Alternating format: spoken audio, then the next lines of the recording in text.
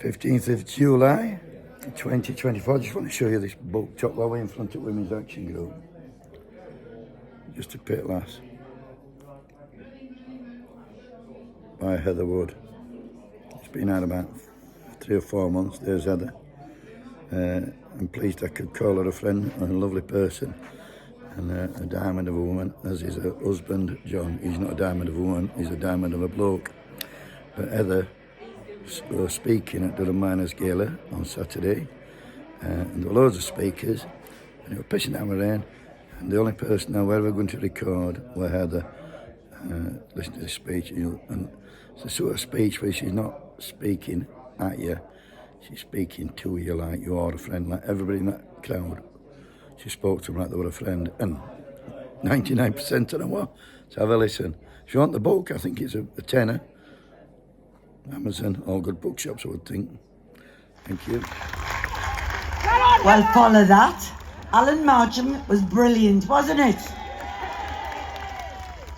I have to say, before I say anything else, it's amazing to stand up here. But always be careful what you wish for, because I've always wanted to stand in front of a crowd of hundreds of people and tell them exactly what I thought, and I never thought it would happen. But here I am, so you're going to get exactly what I think.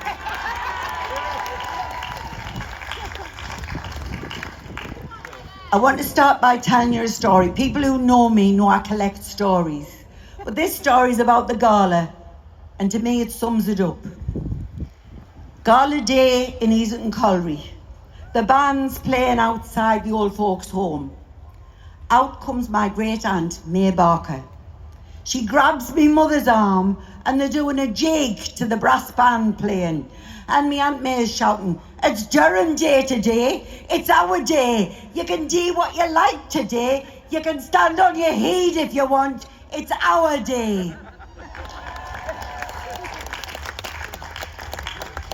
I want to mention 2 women, and I know there's loads more, but 2 women who are in my mind today. One is Joan Guy. Joan's in hospital. We send our good wishes. She's one hell of a strong mining woman. The other is Anne Scargill, who sadly through ill health can't be with us today. Another strong mining woman.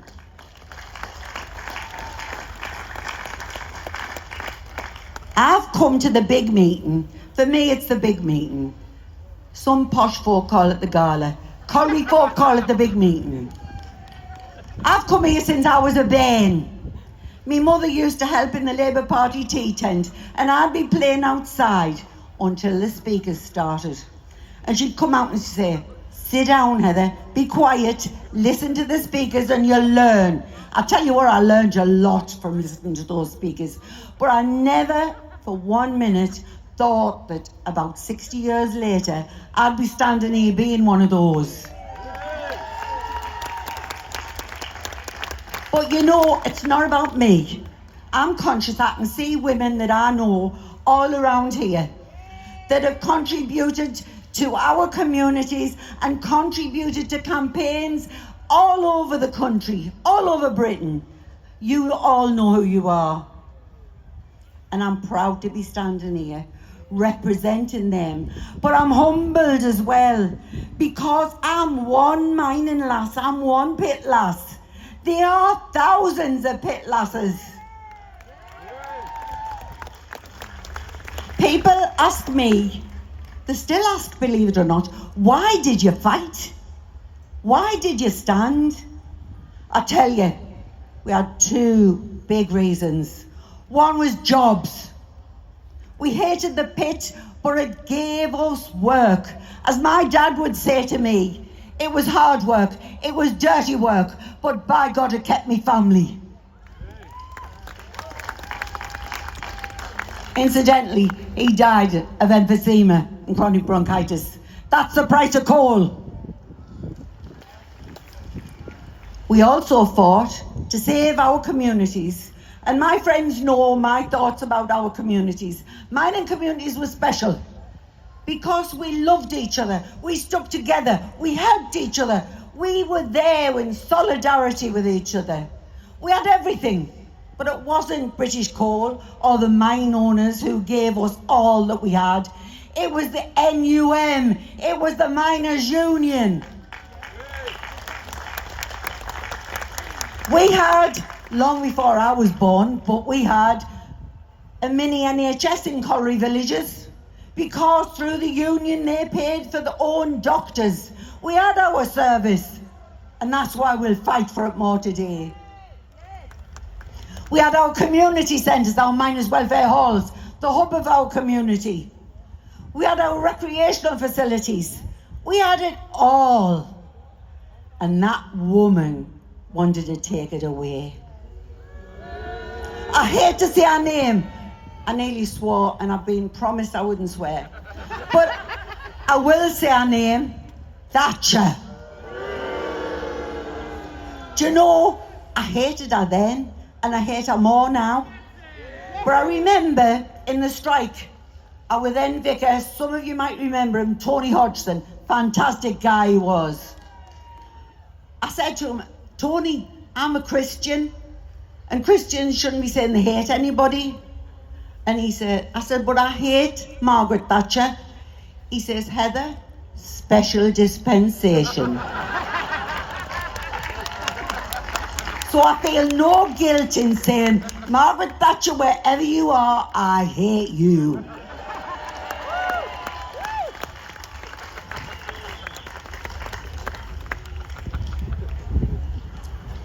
Margaret Thatcher was hell-bent on killing our communities. It wasn't about coal. It wasn't about coal. It was about getting back at us for 1974 when we beat those Tory government. It was about the fact that the NUM at that time was probably the strongest and the largest trade union in this land.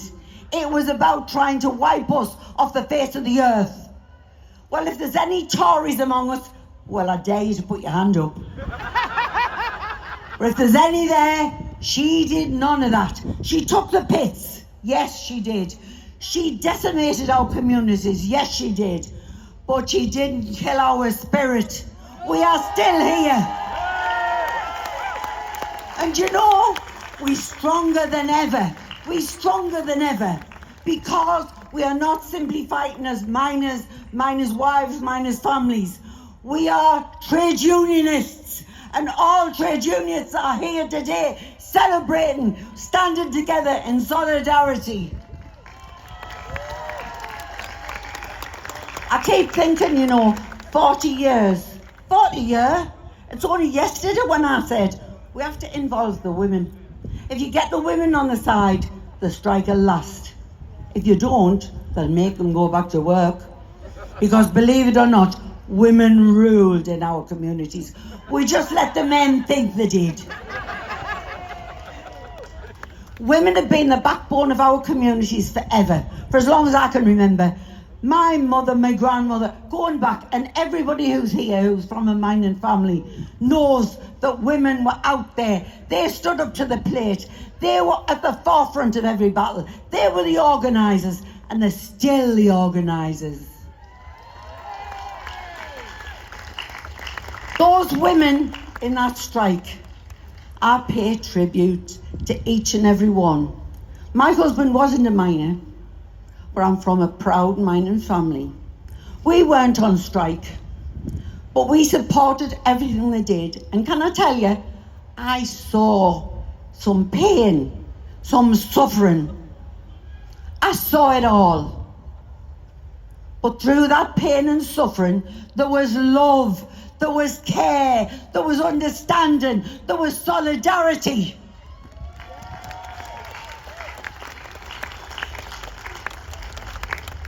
I can see friends from different parts of the country.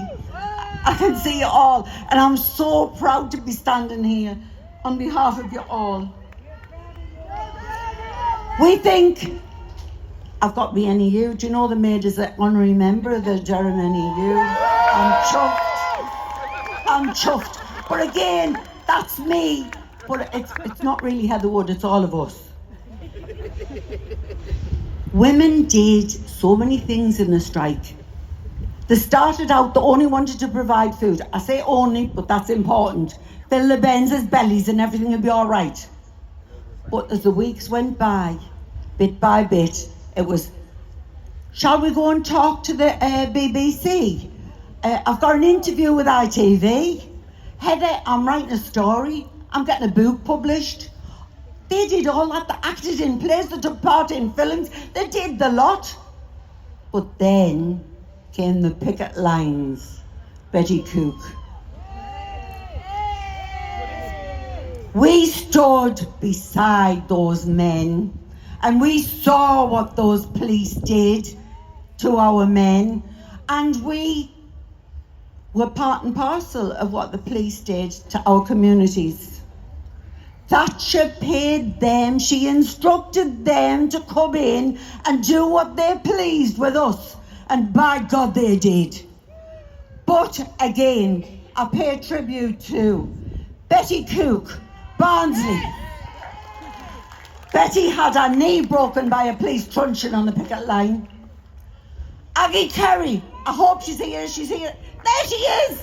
Aggie had her nose broken by a police truncheon on the picket line.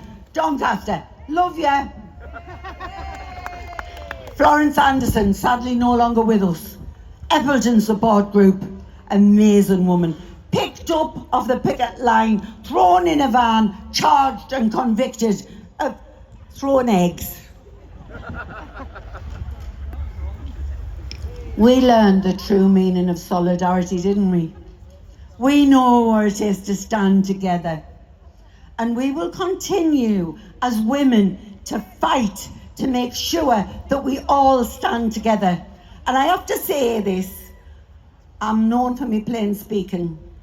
The trade unions, it's on their heads. They've all got to get those heads together and stand together in solidarity and fight for what's ours, fight for justice.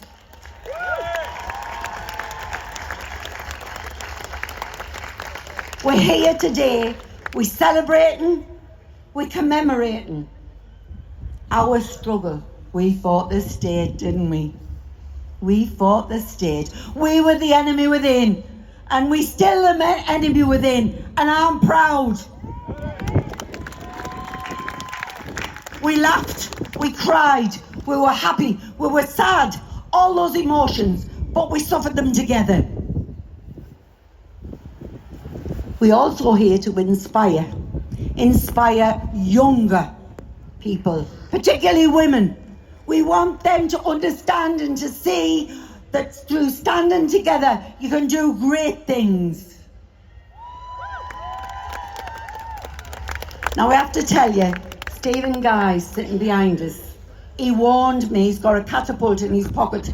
If I speak too long, he's going to fire it straight at me back.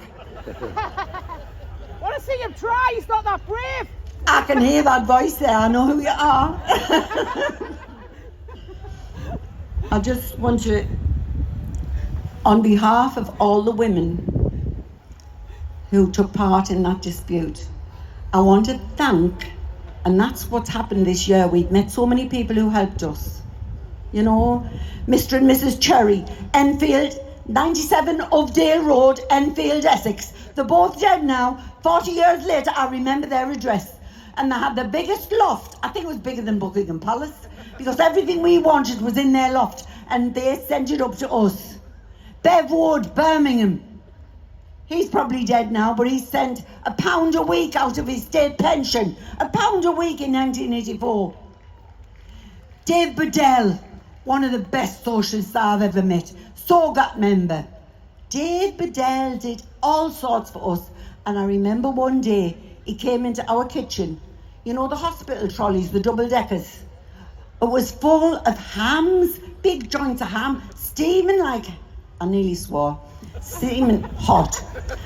And I said, Dave, where are you getting them? It was evident they'd just come out the oven.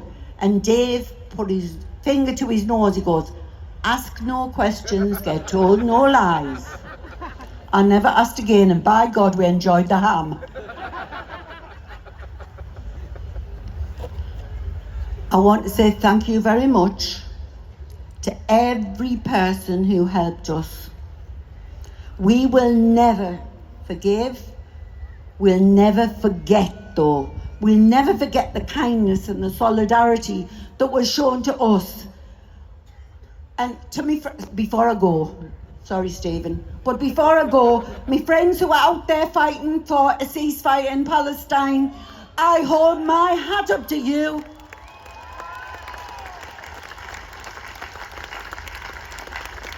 I'm going to do so. This is unprecedented, unorganised. Andy is going to go mad, so is the DMA. But I'm sorry. No, I'm not sorry. Can we have the women's song, please? And the women on the platform, will you come forward and sing it with us? Betty? Come on, women, come on. This is our chance. Come on, come on. Come on, Heather. You'll have to all join in because my voice is crap. We haven't got very much time, man, have we? Right? Where's Aggie? Come on! Come on! Are you ready? Betty? 1, 2, 3. We are women, we are strong, we are fighting for our lives, side by side with our men who work the nation's mines, united by the struggle, united by the past, and it's here we go, for the women of the working class, and it's here we go, for the women of the working class. Thank you. Thank you.